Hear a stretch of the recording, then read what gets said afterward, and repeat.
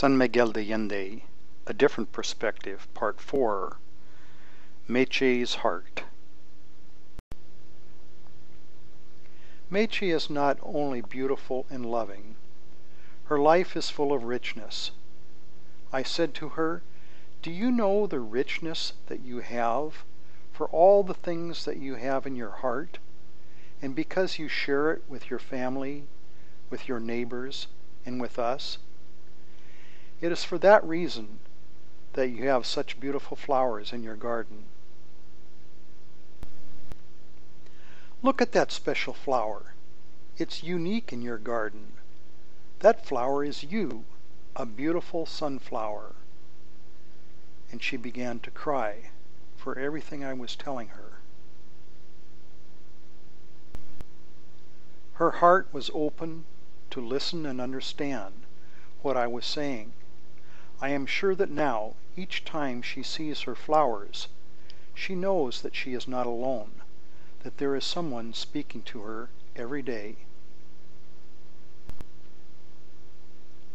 "Thank you for all your help," she says. "Now we have a bathroom. We want to extend this project to other families and to other communities around us. If you can help us, speak to the presenter." San Miguel de Allende, A Different Perspective, Part 5, The Richness of Luisa.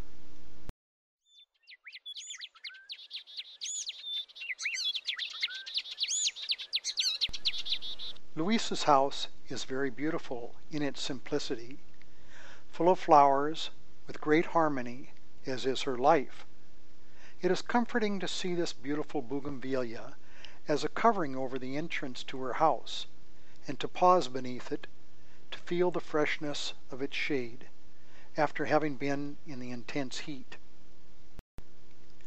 Luisa, a clean and orderly woman, a woman who transmits harmony and purity, both external and internal, tells us about her life. She has been widowed twice. Her first husband loved her intensely and was a good man with her. He gave her 2 children. Now her daughter is 12 and her son is 15. Later she remarried and had the misfortune of having another loving husband who also died, leaving her a widow again. She says with a smile, "Now the men are afraid of me. Besides, I'm no longer interested in marrying again. My interests are now with my children. They are good, and they help me a lot. We have a good family relationship, and I'm happy." I ask her, "What do you most need in your life now?" And she says to me, "Water." Now I'm very happy with Citlali and Mario, and with GAIA and all the work they have done to help us have bathrooms.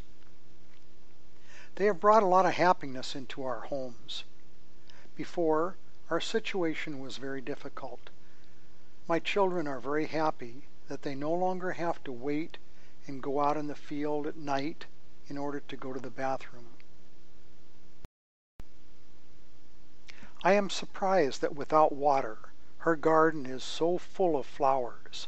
She tells me, "I don't know why the flowers are so beautiful.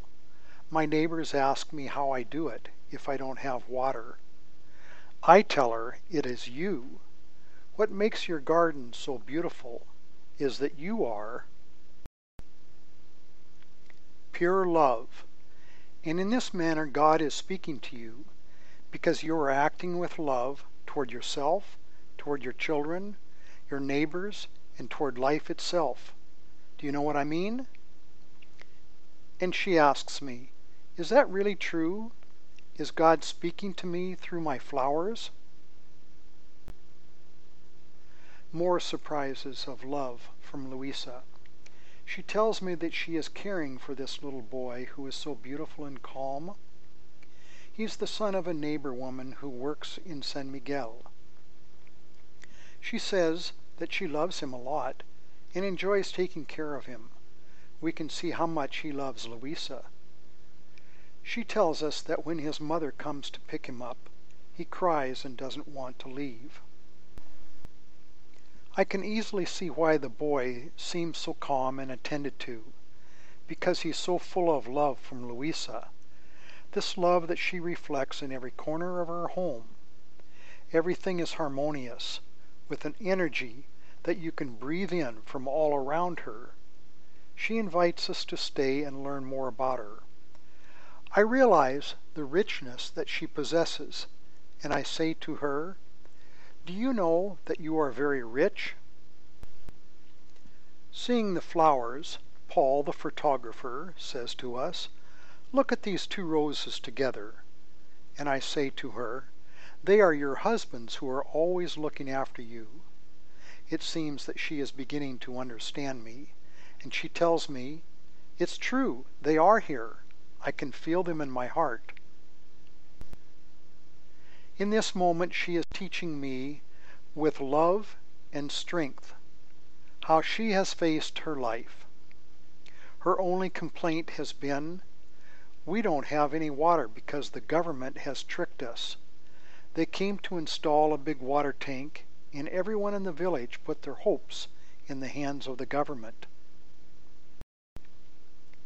And she continues telling us, "But the water never arrived because the government people never came back to install the pumps.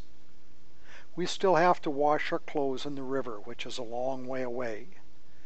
They come and give us water once a week, barely 2 small containers. I am very careful with it, and we trust that people like Citlali and Mario, and like you, will continue helping us." And with her big smile, she invites us into her home to get better acquainted. She explains to us how she lives with her children.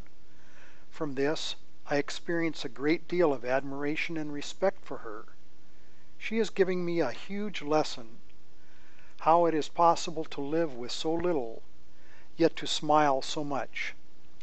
To have so little in the way of possessions, yet to feel so happy and enjoy life.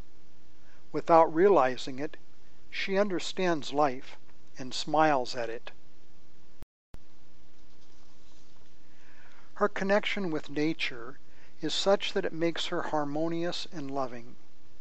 In understanding this, I say to myself, it is possible to live with love when we understand how to give love and how to feel satisfied with it.